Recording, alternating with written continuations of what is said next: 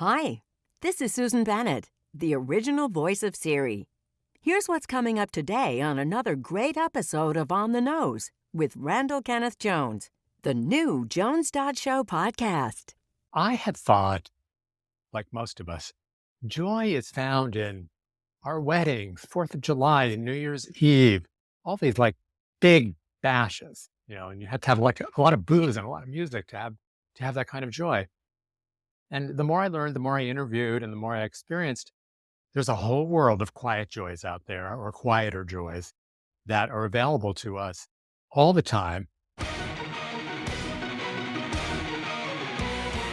If you believe that everyone you meet knows something you don't know, then you're ready for the next bold evolution of the Jones Show podcast. On the Nose with Randall Kenneth Jones introduces you to people who are in the know and ready to share their special brand of know-how with you. From artists, authors, and activists to entertainers, educators, and entrepreneurs, On the Nose will elevate your ability to influence the world we share. Here's the host of On the Nose, Randall Kenneth Jones. My mic is bigger than your mic. I had to. You were going to bait me at some point in time if I didn't say something just a little bit naughty. Have we met before? That was a great opening gambit. I think I'm going to have to place a call to Mrs. Post right now. Dad. I know. Peggy. Well, of course, Peggy Post, Emily Post Institute. I started out my interview with a naughty. But then again, in your first book, Stephen Petrow, Stupid Things I Won't Do When I Get Old, you talked about sex stuff. You did. I know, but we're talking about this book today, not that book, Randy. But no, we're always talking because as I just turned 62, so we're always talking about stupid things I could potentially do. And I know you've just had COVID, so I'm giving you, I'm going to be nice to you today. You're giving me past Mrs. Post, Peggy Post from Emily Post Institute, whom we both love, who introduced us. Yes. I'm sure will give us a pass for anything we say or do. And I'll just say, Peggy, I was running a feed. And I owe an email return to Peggy. So I need to do that. Otherwise, she may send down the police from the Emily Post Institute. The Post Police. The Post Police. The Post Police, and they're just so nasty. They shake their fingers at it. That Lizzie and that Daniel, I don't know what to say about them.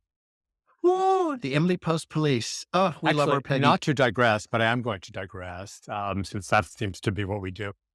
We digress. That's what we do. The lovely Lizzie Post is going to be on a panel that I'm moderating next month about what we can do to reclaim civility. And I'm very excited about that.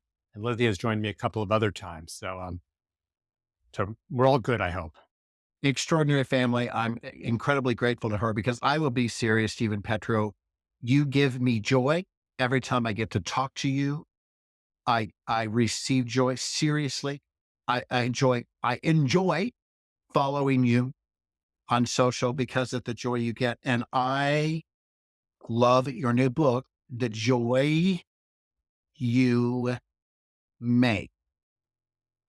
First, I want to ask you, I have so many things to say, but I want to start, why this book? Why this topic? What happened that made this book and this topic important to you?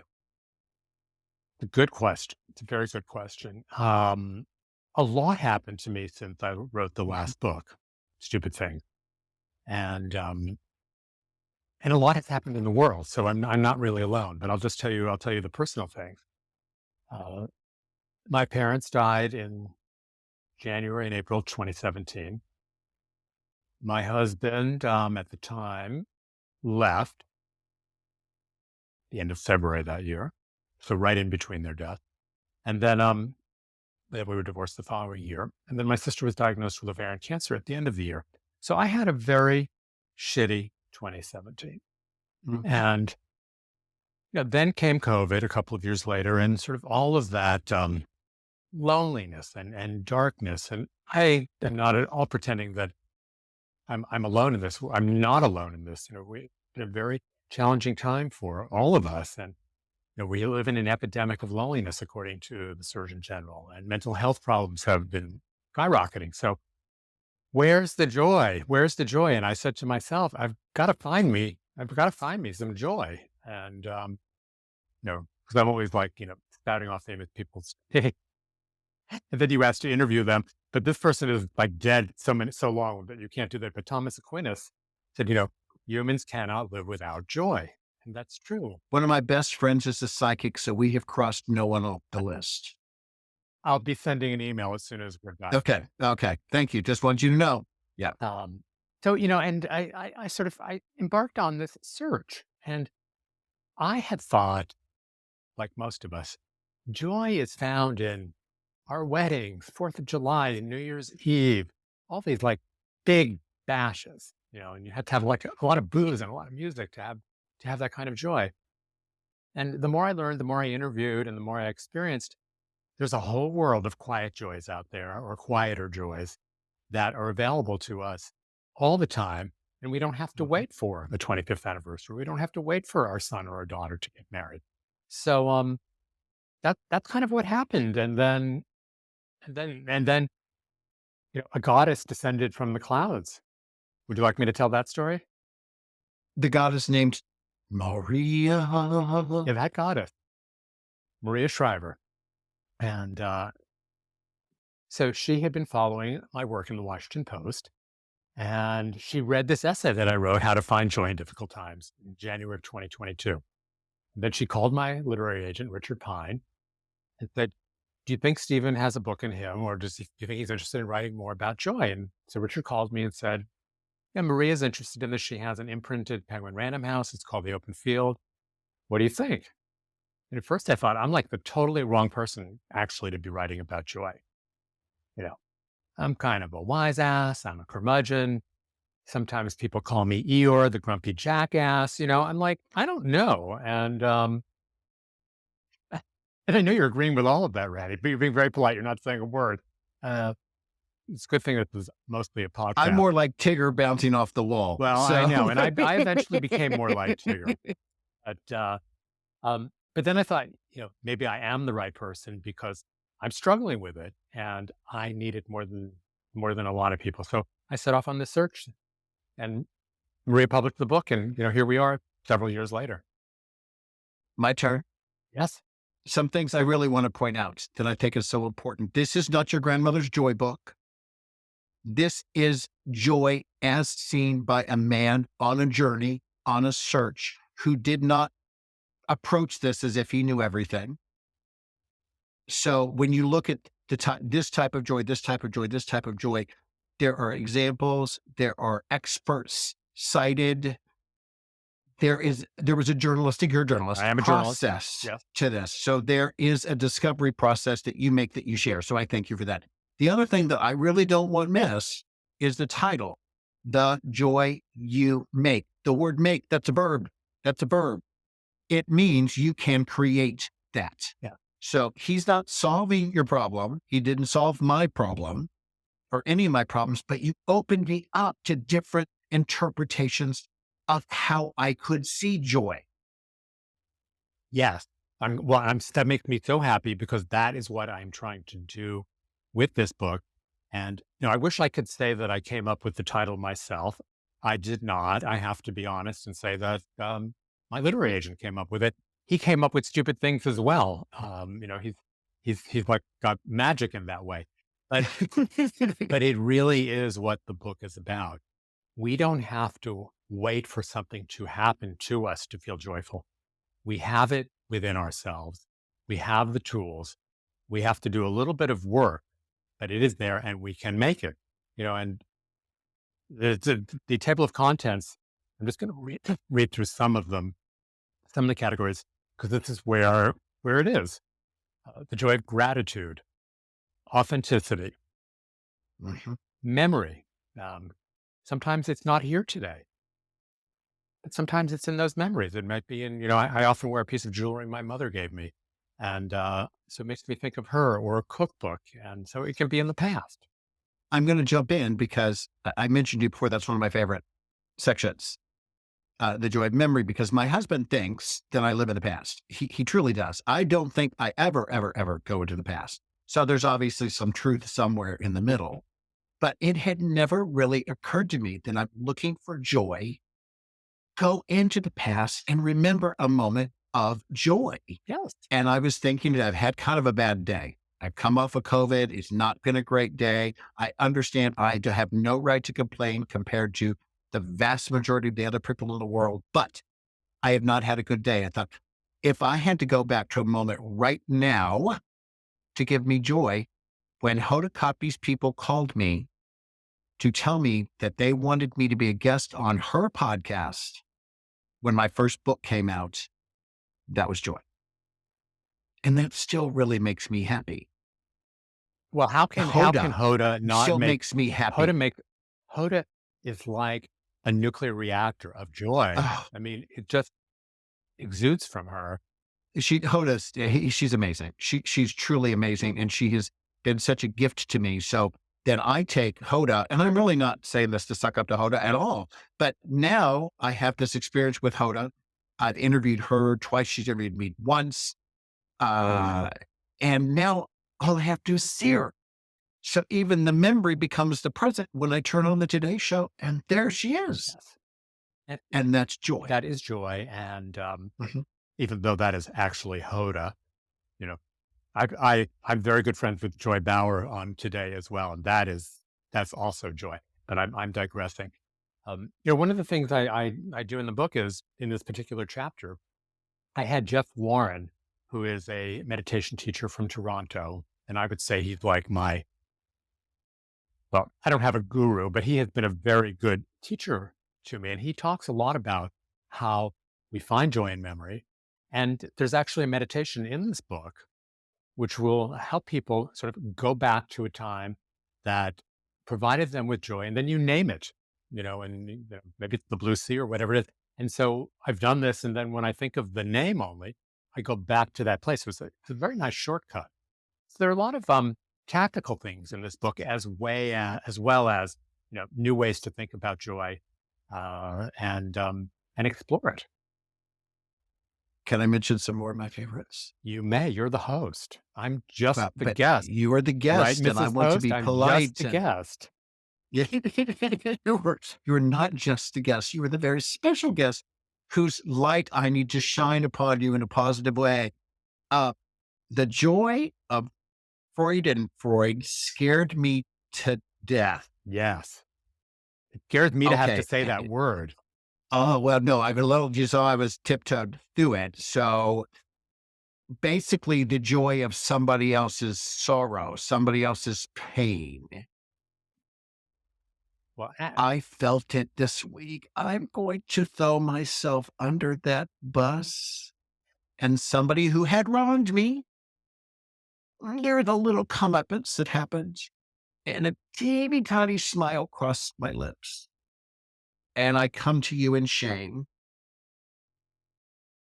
for feeling that way. well, I need to tweak your definition a little bit too. But I love the tweak, which is why I'm bringing it up. I love the And tweak. I will tell you, in the first interview I did with Martha Beck, the wonderful Martha Beck, she said, I want to talk about Freudenfreude. And it's like, Martha, I'm not ready to. I hadn't practiced how to say it. And its sister is Schadenfreude. So Schadenfreude is when something bad happens to someone you know, and then you take joy in that. That's a bad joy. So that's Okay, so am I getting them mixed up? You're getting them mixed up. That's the bad joy. So that's which one? Schadenfreude. What's the bad joy? The one I got. What was that one? So Schadenfreude is when you take joy in someone's ill fortune. And, and it happens, sadly, it happens to writers a lot who are so insecure, and so, but yeah, that bad thing happened. Yes. Freudenfreude is the opposite. It's when something wonderful happens to you and I take joy in your joy. It's a beautiful joy. It's a newish word. Obviously it comes from the German as well. So we want Freudenfreude. We don't really want to inhabit a Schadenfreude, but it's interesting to sort of think about the two of them side by side. And that's Well, your lesson, sir. okay. Well, then thank you for the lesson. And because I'm horrified that I experienced that negative joy, Mm-hmm. but I'm at least going to own it because I believe in that. But I do more than anything. I mean, the golden buzzer on America's Got Talent, when I get to see somebody's dreams come true, Yes. Yes. I just explode for people. I've known people who are famous. For example, Sheryl Crow and I sang together in college. She has not done my show yet. I know people who know her quite Mm-hmm. well. We've just not been able to connect. I don't want anything from her other than the joy to look at what you did. Right. Look at what you did. You had the same essential upbringing I did, and look at what you did.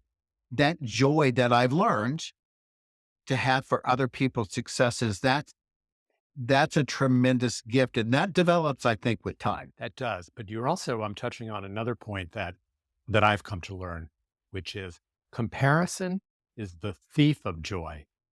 So here you're comparing yourself to Sheryl Crow, who's had the sun on her a lot. I'm trying to get the lyrics right to that song. How does that actually go? She wants to soak up the Soak up the sun. sun. Right.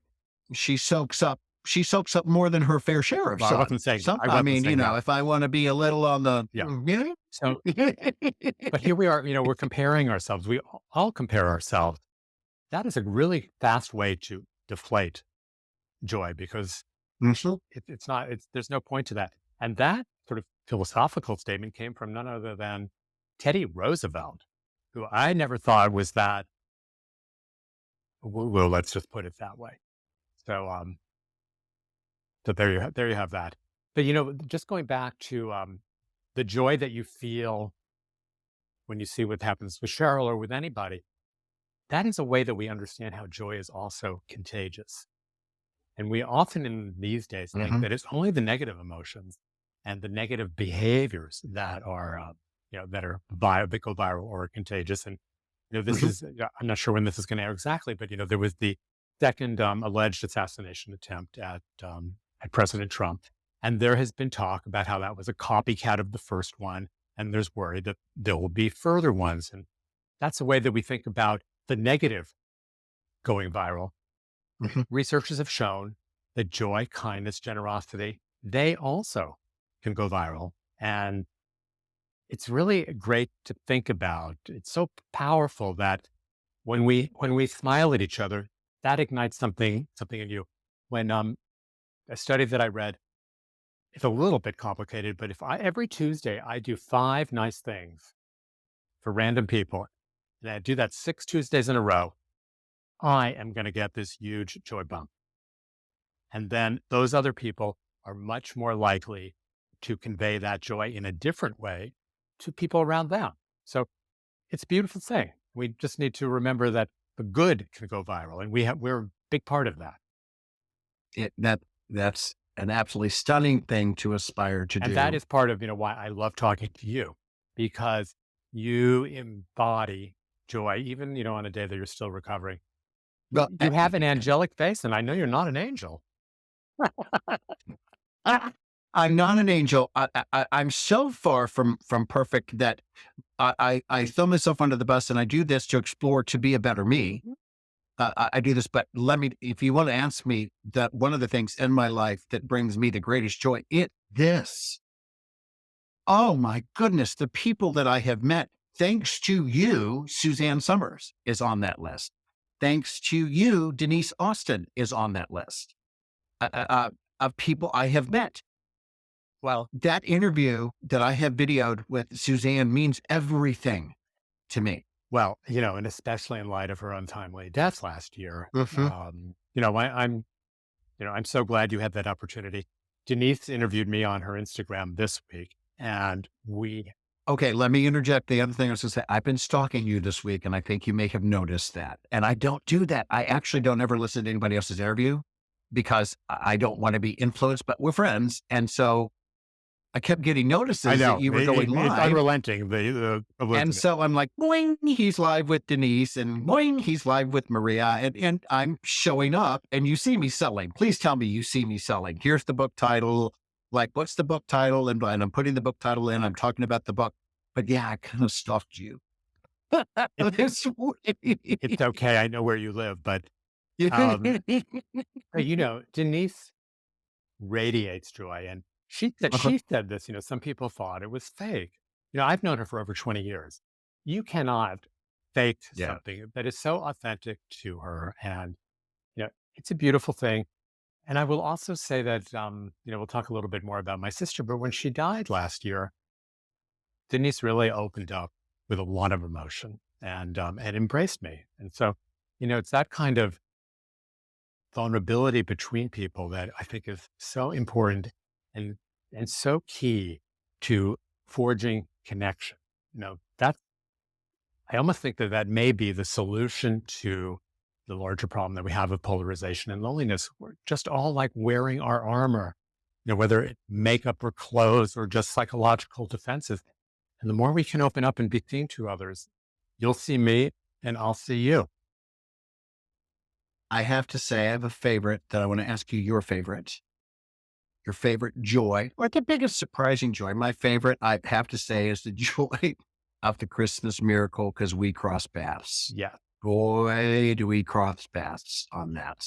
we did. And I, and I I did not expect to write Ruby, my Christmas story. Cynthia Rhodes from Dirty Dancing. I got to talk to her. I said, Cynthia, I can't write fiction. And Cynthia, being a perfect human being, said, you were incorrect. You were creative, blah, blah, blah. Gave me her litany of Cynthia, she sprinkled Cynthia fairy dust on me Mhm. and said, you could do this. And 1 week later, I had the outline that is probably 70% of the final book of Ruby. And it was me writing fiction. And it just came from the blessing of this woman who danced her way into my life briefly and changed it. So it's a beautiful book. Oh, thank you. And I want to say one thing. I was hurt by one thing. There's no Stephen Petrow in the No, book. I'm not a narcissist.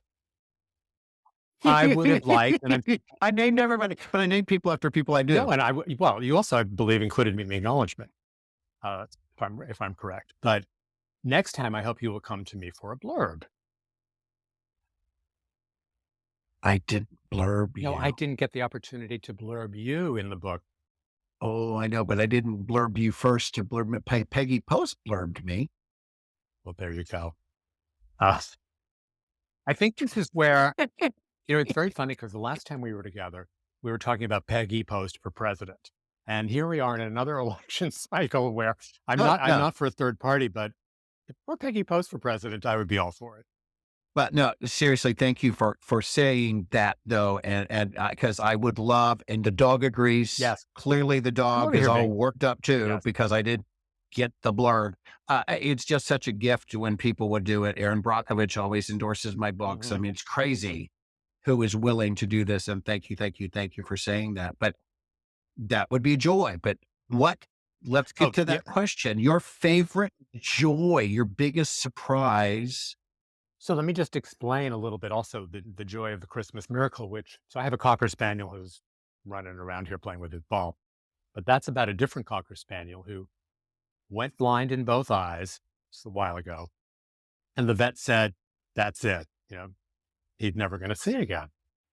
First of all, he adapted. Dogs and other animals are so adaptable to circumstances. I think I suffered way more in proportion than he did. Um, and then one day I was pushing the ball around and he started following the ball. And I said to my ex, I think he can see that ball. And David was like, no, he's blind. Everyone says he's blind. Anyway, he wasn't blind. There was a regenerative attachment with an ocular nerve or whatever, and he could see again. So that was the Christmas miracle. And by that, I mean, it happened around Christmas time, but sometimes we need to believe in magic. Because sometimes the world is not enough. And I don't mean certainly at the expense of science, but sometimes there's magic out there that can descend upon us. And that's amazing. That's joyful. It's serendipity. It's Ruby. It's Ruby. So, It's the my whole, favorite, yeah. it's hard, Randy, because, they're all my children. I really well, I love the chapter on the joy of reading. for two reasons. The first is I went to New York City public schools. In a junior high, I had an English teacher named Marcia Lipman who really instilled in me the love of reading, just going deep, going wide, writing about it. I really credit her with showing me that path. And she's still with us. So I love to call her out, Marcia. And then in high school, another teacher, Charles Newmeyer, this is with Stuyvesant High School, and he also had us reading a lot. And that class was really about how to learn empathy through reading fiction, because we met like the whole cast of characters of people that were pretty awful. But, when you're reading about them, you're sort of able to extend this connection to them, which is transferable to people in the real world. Once you start to get to know somebody and take the labels off, you feel that. But the other thing about Mr. Newmeyer, and I'm going to continue to call him that, he was among the very first people I told that I came out to. And he was a guide to me in my early college years. And yeah, I'm very grateful to him. He passed in the mid 1980s from HIV/AIDS, unfortunately. So call out to both of them. And so that's why I really love that joy. I get joy when people celebrate teachers because I celebrate teachers all the time. I believe I am a teacher. I built this as an education platform for me and other people. But the joy of reading, I will say it briefly. God bless you, Janet Ivanovich. She turned my 80-something-year-old father who read one book a year into a bibliophile throughout his entire 80s until he passed away at 92. He devoured Stephanie Plum novels like crazy because Janet is my friend and signed one for him for Christmas, and I gave it to him, and there he was off. And I think he left a much better final 12 years because he was engaged in that process of reading. And Janet Ivanovich won't take credit for it, but she did it. There's one other aspect about reading I want to stress also or mention, and that is the joy of reading aloud, which kind of seems like an art form that has moved on. And again, I had it sounds like I had like 16,000 partners. Not really, but Barry Owen and I loved to read to each other when we got into bed at the end of the day. And that was kind of our good night ritual. So every night before Barry and I would fall asleep, we would take a book and we would read to each other for a little bit. Oh, And it was just this beautiful ritual. We each loved words. We loved listening. And we felt very connected by doing that. And so alas, he died about 3 years ago from pancreatic cancer. And that's another memory that I carry. That's a bittersweet memory because there's beauty in that and sadness. And who was this gentleman though? He was a partner of mine in the 90s. A former partner. Yeah, okay. Is my puppy making too much noise for us? You know what? Compared to what my dog is capable of, my dog almost took me out completely, made my knee go in the wrong direction. 75 pounds of love almost sent me to the hospital yesterday. So we're giving your little pup a whole lot of love because Alexander is a terrorist. And we are fine with the dog. We're close to the end, but you know what I'm going to end on, which was actually, if not my favorite, the section of the book that moved me the most, The Joy of Julie, your sister. Mm-hmm. The dog agrees with me. We're going to go with that as that translation. Binkley, come over here. I have never actually seen in my life sibling love on that level.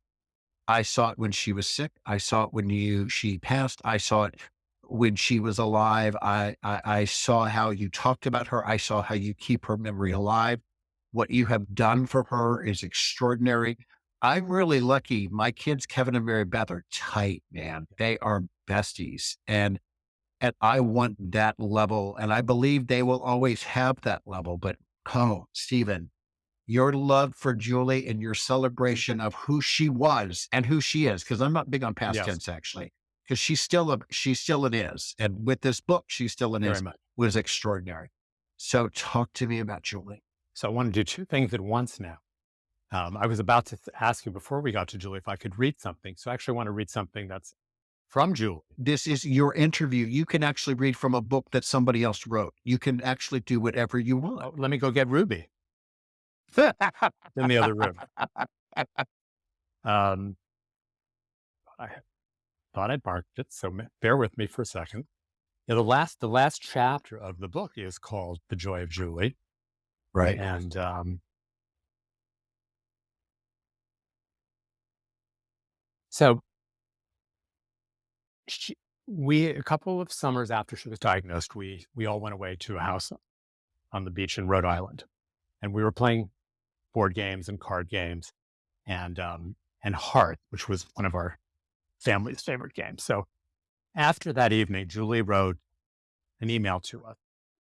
I sat at the house one night with you all there and imagined the scene with me just faded from the landscape. It was actually a comforting feeling knowing that I either was going to stay a part of the scene for real or be remembered in stolen thoughts and pangs of sweet remembrance and ribbing, hopefully. From time to time, I feel as though I'm living between the immortal and real worlds. It definitely lets me enjoy the moments with my favorite people, like you all, on weeks such as this one, and the longer away from the last or next CT scan, the better.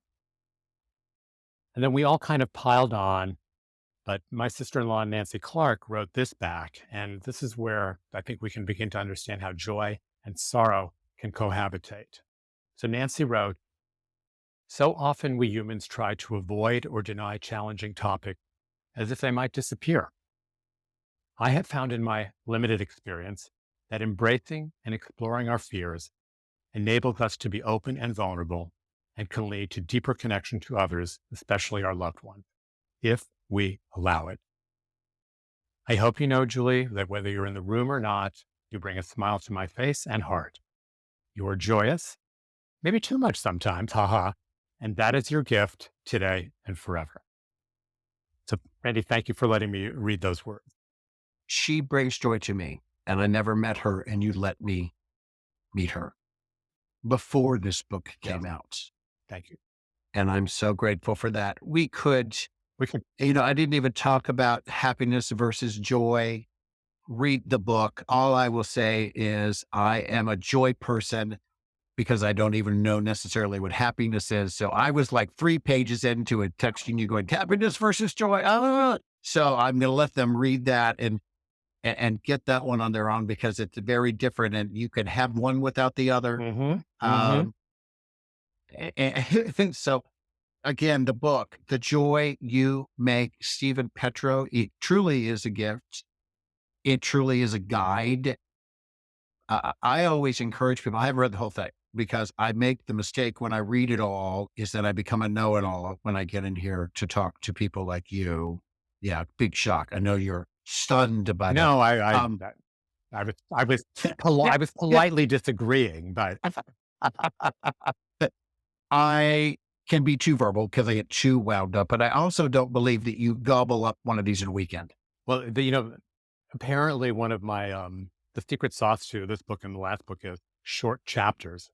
Each chapter is 5 or 6 pages. So people tell me they really like that. I can read a chapter before I go to bed. There you have it. Short and sweet. Bob Orr, retired from CBS News. Bob Orr said to me of my first book, it's the perfect toilet book. That's what he said to me. Now and it was very short chapters. And I was like, that should have been on the book. He endorsed that book, but that should have been on the book.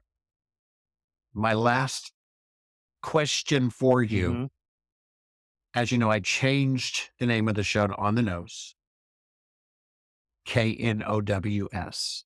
And so I now end with this question for everyone. Stephen Petrow, what do you know? What do I know? What I know, Randy Jones, is that we all have a great capacity to feel joy within ourselves, to share that and to use it to connect with each other. That's what I know today. For more information, visit onthenose.com. Please be sure to follow On the Nose with Randall Kenneth Jones on YouTube and subscribe on your preferred podcast platform. For On the Nose, I'm Susan Bennett, the original voice of Siri. And yes, I know. Do you? If not, see you next time.